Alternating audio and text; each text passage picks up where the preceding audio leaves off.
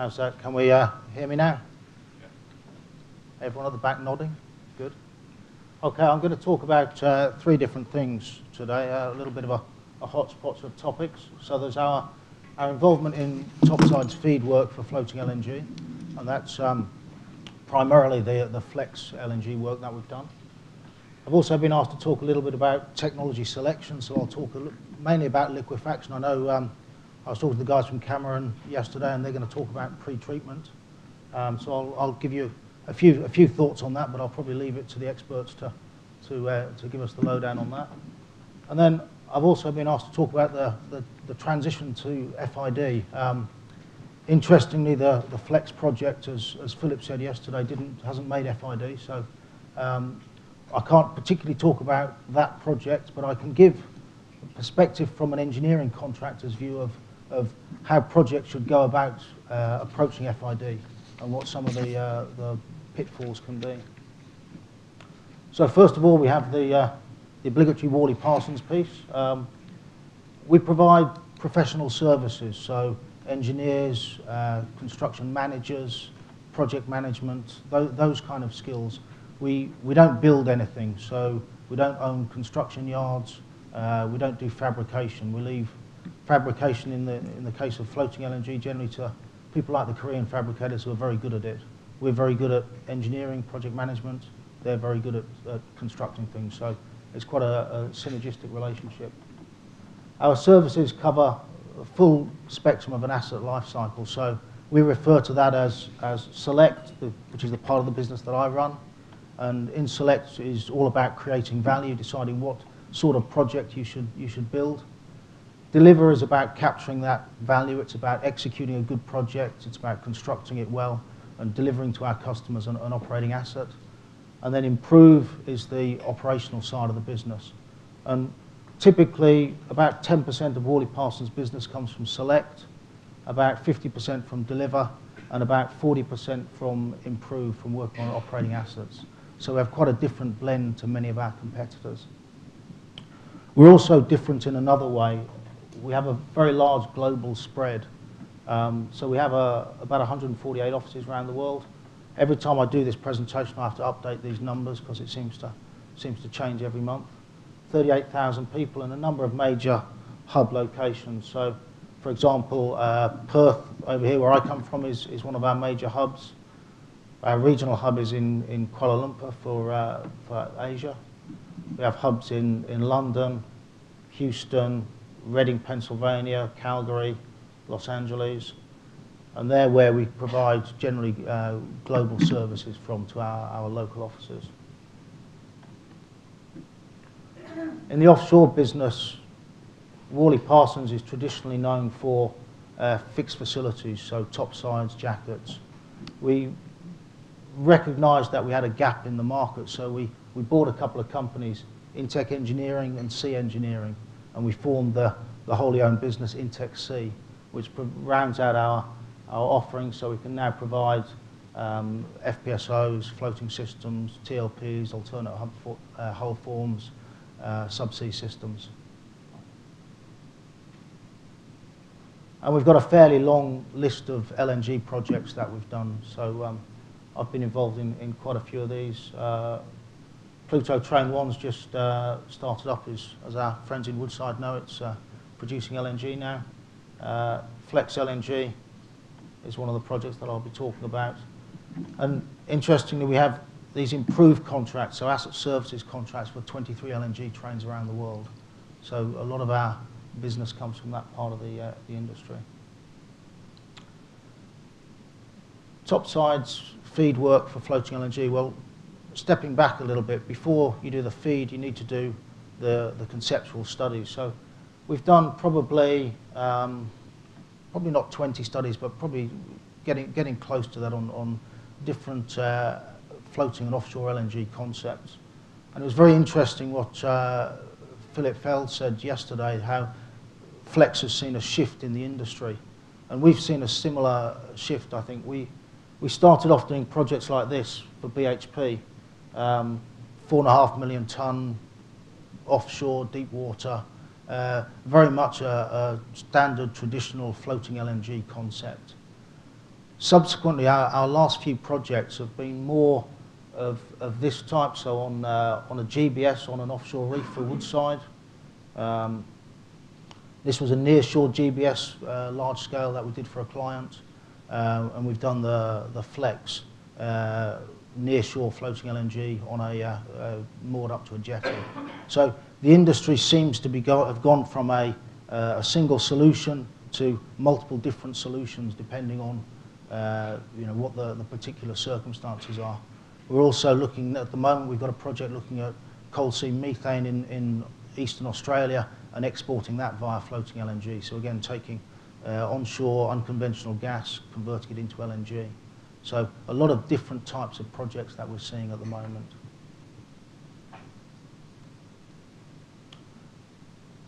So in total, we've probably, in those projects, we've probably spent 250, 300,000 man-hours on offshore floating LNG projects. This has been the largest piece of work that we've done, or largest single piece of work, was for Flex. So this took up most of last year and the early part of this year up until the political turmoils that were seen, and the project didn't make its FID. So what was it all about? We did the topsides package. We had a contract with Samsung Heavy Industries. They were our clients, not Flex. Would have been fabricated by SHI in their yard in Korea, and around 2 million tonnes per annum of LNG capacity. That was an increase from the generic feed that was done. So our scope was to update that generic feed, produce a project-specific pre-feed initially. So some of the areas where we did significant amount of work, we had to go back and look at pre-feed type activities, and then moving that through the feed. Layout, module, reconfigurations as we went along, as you'd expect. These were the main areas where we got involved with changes. So obviously it was a leaner, drier gas. So no LPGs, no condensates, or very little condensate. Increasing capacity, and also interestingly, H2S disposal was a bit of a problem. So it was a sour gas. So we needed to think a lot more about that, particularly in the pre-treatment areas. I think Philip showed this slide yesterday and ran through everyone what the specific changes were. And so again, just some more details. Nameplate capacity up to 2 million tonnes, 65 bar inlet pressure, so quite a nice inlet pressure for a floating LNG facility. Reasonably high CO2 levels, so impact on the heat and power balance there. I thought that was an interesting question that Bettina had to the guys in MODEC. You've got to really understand that balance between heat, power, where you're using it, how integrated you can make your facility. Can you still start it up? So those kind of issues are pretty important. We produced, as you'd expect, a whole load of very, very typical feed type deliverables that you get for this kind of project. In terms of the numbers of them, many thousands of deliverables.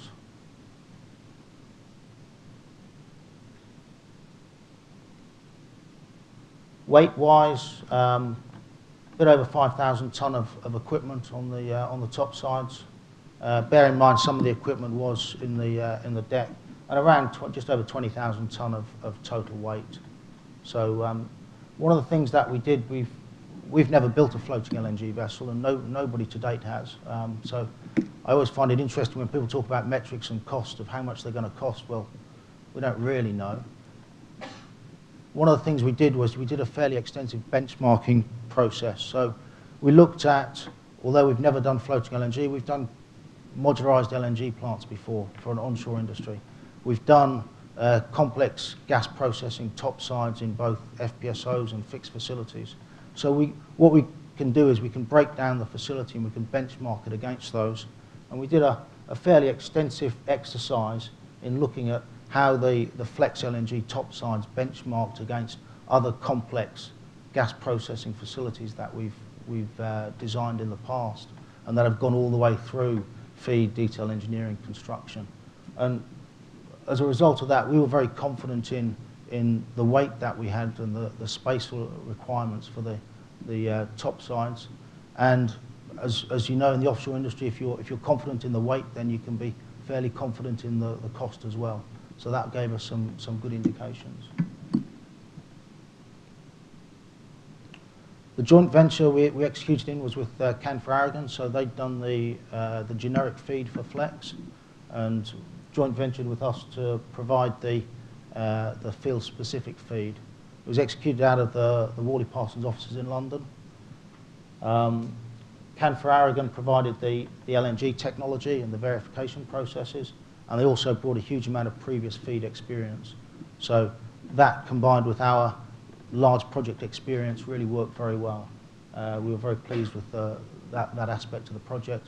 We also had SHI resident in the office, and again, that was very important for us to make sure we had all the important people that we needed to for the contract in the one office. It's always interesting to compare the Flex LNG vessel with Shell's Prelude, and when you look at it side by side, you really see how they are very, very different beasts indeed. Particularly, not just the LNG capacity, but the liquid side of it, so the lack of condensate in LPG that Flex have. Much simpler, much lighter nitrogen expander cycle, and being on the jetty allows us to then shift some of those liquids processing facilities onto the condensate stabilization plant onshore. So you can really start to see why the facilities are very different. And I think it's important to recognize that they're both the right facility. We shouldn't try and look at floating LNG and saying there is one solution. There's lots of solutions, and they can all be made to work, and they can all be successful. So let me just have a mouthful of water. So the next piece I'm going to talk about is technology selection. As Rene said, I'm a process engineer by background, so I'm always much more comfortable talking about things like technology selection and process engineering aspects of a design. It's interesting when I started coming to these conferences, probably 2008, 2009, people used to put up a lot of these kind of comparisons. You know, it's a red, orange, green view of floating LNG to try and demonstrate what the right technology. You know, we had, I think this might have been a Foster Wheeler one with smiley faces and the unhappy little face down there. As I say, I'd like to think we've moved on as an industry from saying we have to pick one technology. All of these different technologies are currently being used in various different stages of project development, and they can all work, and they can all be safe, and they can all be cost effective. So I think we need to get away from this idea of there is only one solution. There's lots of solutions. So one of the things we look at when we talk about technology selection is efficiency of a process. And again, I'm sure if you've been to these conferences a few times, you've seen this kind of chart here. So you've got the black line is the natural gas cooling curve, and then this is the refrigerant cooling curve. And thermodynamic efficiency is gained by making those two curves as close together as we can. So thermodynamic efficiency, specific power, how many kilowatts do you have to expend to produce a kilogram of LNG? It's not a bad measure. It's the measure that often the licensee you talk to Air Products, it's the measure they use. Interestingly, it doesn't include the gas turbine efficiency, so that's something you've got to be very aware of. Thermal efficiency, shrinkage, which is really how much fuel gas have I had to burn in order to make my LNG. So if 100% comes in, I burn 10%, and I produce 90% as LNG. So that's my thermal efficiency. And then capital efficiency, we hear that a lot. You know, $550 to $700 a ton for Flex LNG. You know, onshore LNG at $2,000 a ton. my view is that we shouldn't really be using capital efficiency at the moment in floating LNG. I don't think the industry has enough data and enough benchmarks to be able to use that as a meaningful and realistic number. And I actually think we probably shouldn't use it too much nowadays in the onshore market either. I think onshore developments are too diverse nowadays to allow that to have a meaningful number. So you go to a lot of these conferences, and again, you pick up bits of data, and what you find is everybody's got a view on the efficiency of different processes. So I sat on a plane once and I plotted. I went back, I was very bored. I'd seen all the films because, after you've flown a bit, you have seen them all. So I went through all the different conferences I'd been to and plotted the efficiency data that people were telling us about for the different processes. And what you see is there's a very broad range, and there's a very large overlap in these efficiency numbers. So you can take a couple of things away from this. You might think, well, it doesn't really matter which one I pick because they all have, such a large overlap. The reality is, when you look at efficiency, you've actually got to look at your project, your technology, your gas composition, the ambient air and water conditions where you are. You've actually got to get down to the details to do a comparison. You cannot do a technology comparison at this kind of level. And it's very important to understand that. So why is it that we get such a wide range? Well, some of the things I've talked about, but if you look at a typical LNG process, so gas comes in, we pre-treat it, chill it and liquefy it. We usually have an end flash and then into storage. We have a refrigeration system that supports it, and maybe a gas turbine, maybe electric drive. There's usually a gas turbine hidden away somewhere in the system. And then we have often a hydrocarbon fractionation system that may well be providing refrigerants or doing LPG and condensate extraction. So I'm a kind of simple guy, as you probably guessed by now, so I'll remove the pre-treatment. Cameron's going to talk about that. And I'll also remove the fractionation area. So this is our kind of core process. So if I go and talk to Air Products about LNG efficiency and thermodynamic efficiency, they'll draw a box around the process that looks pretty much like this. They're selling you a cryogenic heat exchanger, and they'll draw their box quite tightly. But then you might sit back and think, well, we've got an end flash unit, we produce fuel here, it uses power, so we should probably expand that drawing a little bit and have a wider box around our specific power numbers. So that will change the specific power number of the particular process, and what you'll find is when you go back to that previous chart of the ranges that people show, well, it depends where they've drawn the box. You could probably also think about drawing the box around storage. Again, you produce boil-off gas there, you have compressors, you use power. The other thing people often miss is that this is kilowatts per tonne of LNG. So where are we actually measuring this tonne of LNG from? Because there's a whole range of different places where you can measure it. As a process engineer, I always think about the heat and material balance. But what is that really telling me? That's at average gas composition, average temperature, average fouling, average pretty much everything. It's the one day of the year that you're never going to hit. Do you include the process licensor margin and get the guaranteed capacity? Is it do you account for availability, get the nameplate capacity? How much is the yearly rundown? Do we look at tank top shipping delays, so we get that technical rundown? Do we look at boil-off gas, so how much actually goes onto the ship? So all of that will affect your specific power numbers.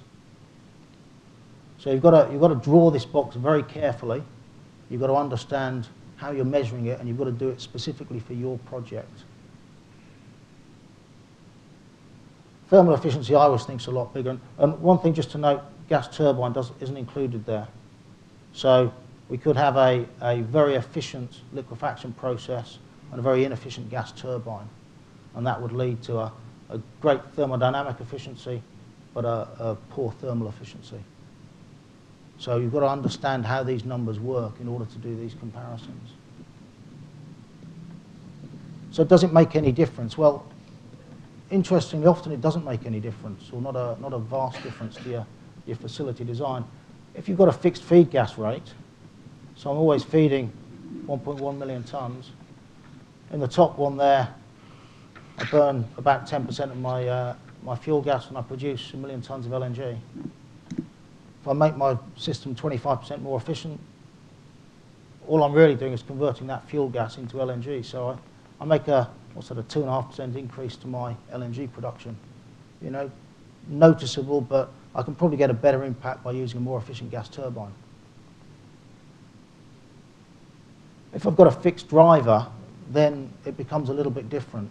So if I can vary my feed gas rate, and this is often an optimization that you go through when you've broadly set what your capacity is, and then what's the best way of then maximizing my capacity. And it might be a fixed driver. On an FLNG, it might be a fixed deck space. How am I going to use up the most of that deck space that I can? And in that case, when I start looking at, say, a drop in specific power of 25%, suddenly I'm producing a lot less LNG. I've gone from 1 million tonnes to 0.75 million tonnes with the same gas turbine driver or with the same fixed deck space. So in those cases, efficiency can make a huge difference to your project economics. Interestingly, thermal efficiency doesn't change a huge amount, just over 90% to 88%. So again, you've got to understand what these numbers mean when we're talking about them, when we're doing comparisons. The other thing about technology selection, a little bit about complexity. So this is a study I thought I'd share with you that we did about a year or so ago. We looked at a generic, fairly simple single mixed refrigerant process.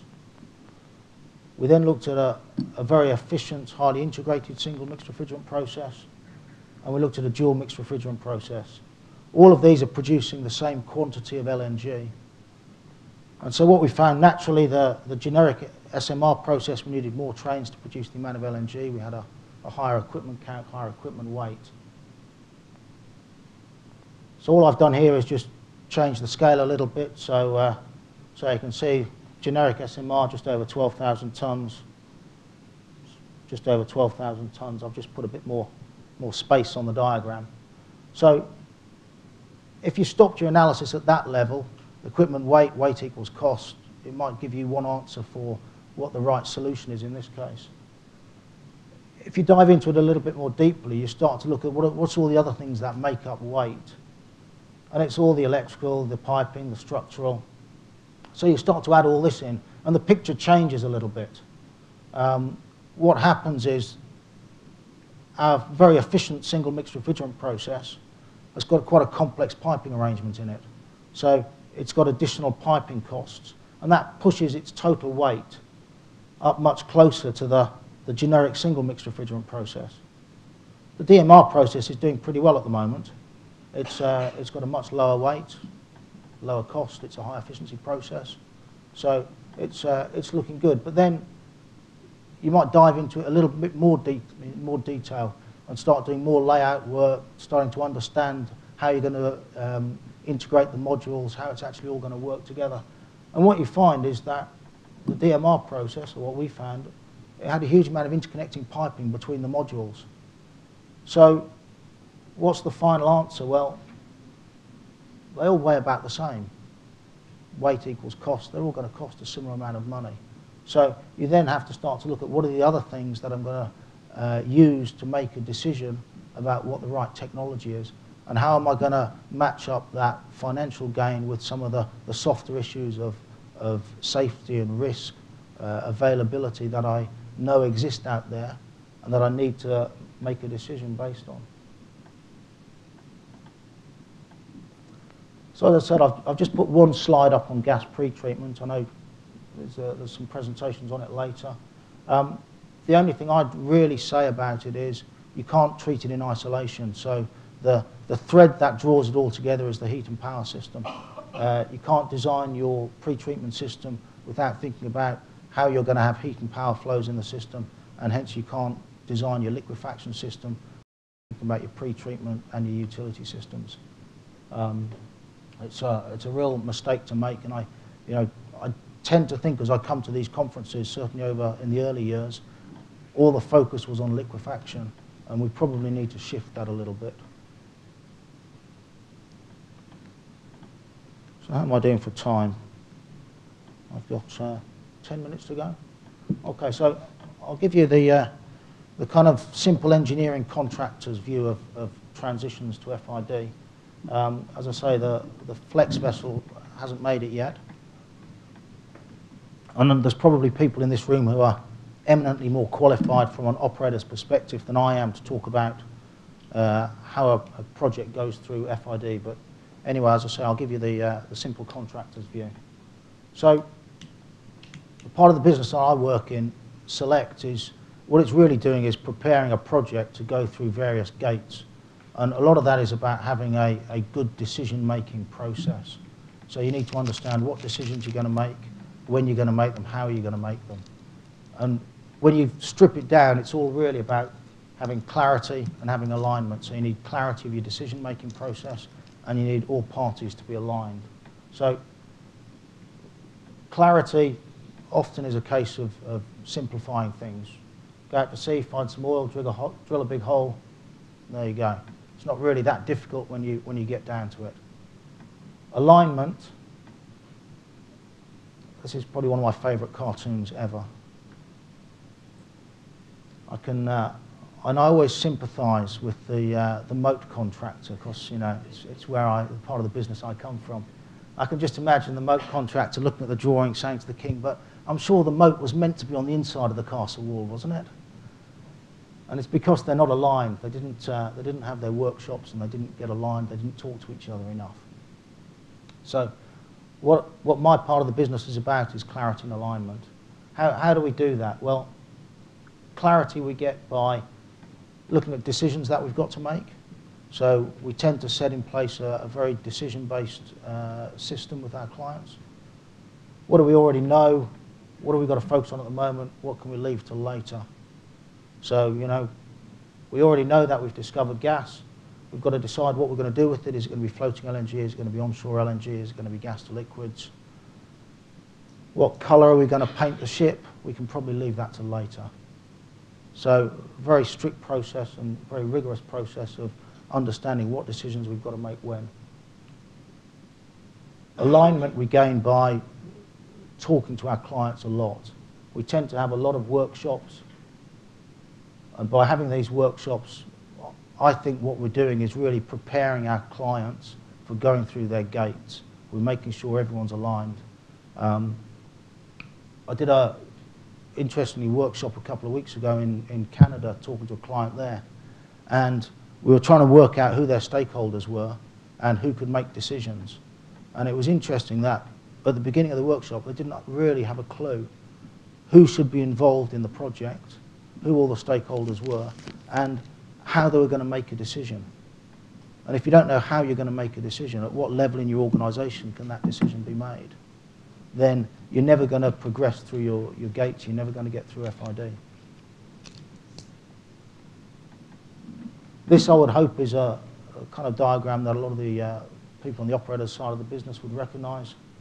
So as part of our talking to clients, we need to understand, have we gone wide enough in all our development concepts? Time and time again, we find that as we get close to FID, clients come in, and particularly stakeholders come in with other ideas of development concepts. Have we considered them? And if we haven't, we have to go back into this recycle. So we need to very early on engage with everybody, make sure that you've understood what all your development concepts could be. You might well knock them out very quickly, but at least you've thought about them. The other side of the other axis that we've got to think about is risk. So this talks about subsurface realizations, which is really reservoir uncertainty. And we're quite good as an industry of understanding and talking about reservoir uncertainty. We're much less good at talking about other uncertainties. Things like the political risk that's delaying the Flex project. Things like the heritage risk and the environmental risk that delays projects in Australia. So we need a very good process of understanding what those risks are, understanding what our development concepts are, and then testing each development concept against each risk.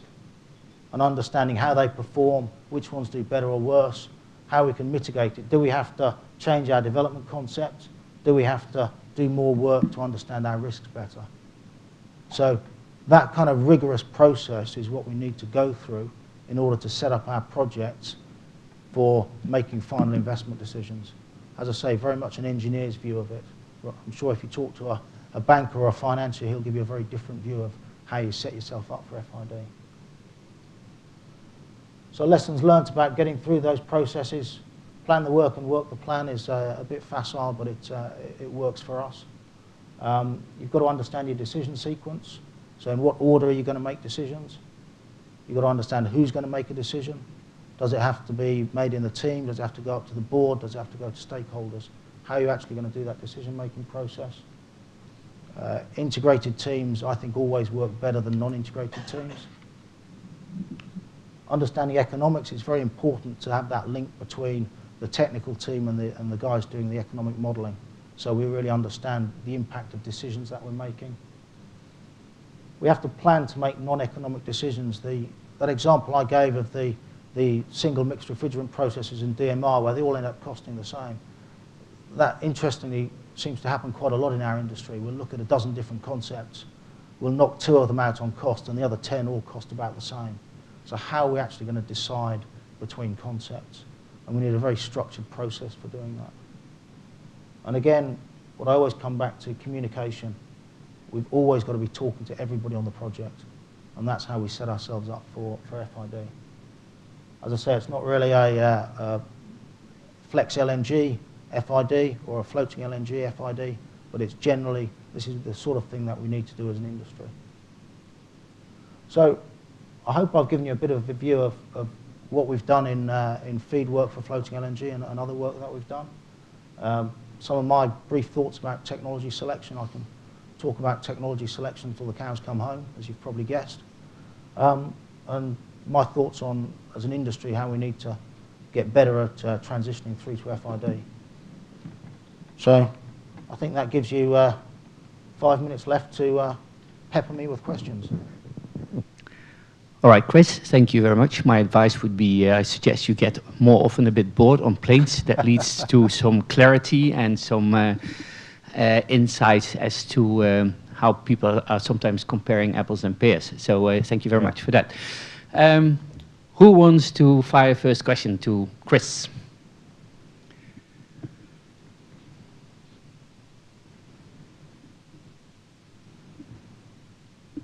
Hi Chris, this is Henning from IHS. Some of your competitors, Technip and KBR, are involved in quite a few different FLNG projects in the early FEED phases. Are you targeting any other FLNG projects, and can you say anything about your strategy towards the FLNG market?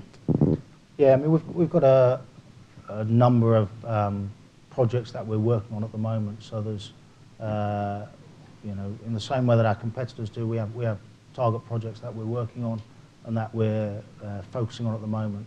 I mean, the interesting thing is just the diversity of projects that we're seeing at the moment. So, you know, we're seeing there are still some traditional, or what I'd call traditional, floating LNG projects, you know, deep water off Australia that people are interested in. But, you know, if I think about projects we're pursuing and working on at the moment, we've got coal seam methane to LNG in Australia. We've got some barge-mounted floating LNG opportunities in the US where people are looking at exporting shale gas using floating and barge-mounted solutions. We've got some Arctic prospects where people are looking at monetizing Arctic gas, again using grounded barges. So, you know, not really a floating, or it won't end up floating, but it'll be a grounded barge. We've got, what else have we got? And there's, I mean, there's probably some, I think there's some nearshore GBS type options that we're looking at. So there's a fairly wide range of solutions in the industry at the moment that people are looking at. I think it's really interesting to me the way the industry has fragmented and it isn't just going down one path. I think it's a very good thing. Any other questions? Dioko, Nopsima, Australia. You mentioned about GBS. Is there any advantage of GBS versus traditional vessels and others? Yeah, I mean, one of the big advantages of GBS, once you sink it, it doesn't float, so it's not wobbling around. That's my technical term. So that makes a big difference. You have a bit more flexibility in the size that you can make a GBS as well. And also you can get some advantages in the construction schedule as well when you start looking at the integration of it. So there are advantages of GBSs, and there are advantages of floaters as well. You know, we probably get, it's probably a 50-50 split of inquiries coming in for floating and for GBS type options.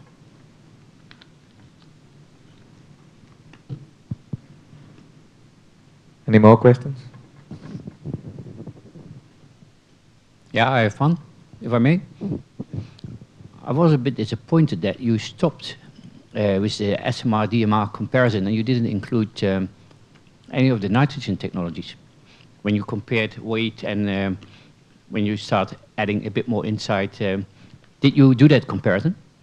Not for that study, we didn't. That was looking at it was quite a large capacity, it was around 6 million tonnes on a GBS.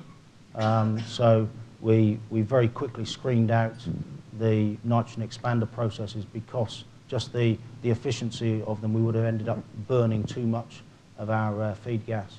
So the discussion very quickly went to liquid type refrigerant processes, so different types of SMR and a DMR process. Yeah. Now, typically SMR processes are being considered, let's say, in the 2 million ton per annum range, right? So even though you haven't done the more detailed study, how would you expect in that sort of range how nitrogen technologies in general, whether it's whatever variation on the theme of nitrogen technology, how that would stack up in that comparison if you take all the different elements into account to come up to the ultimate weight, like you did this comparison?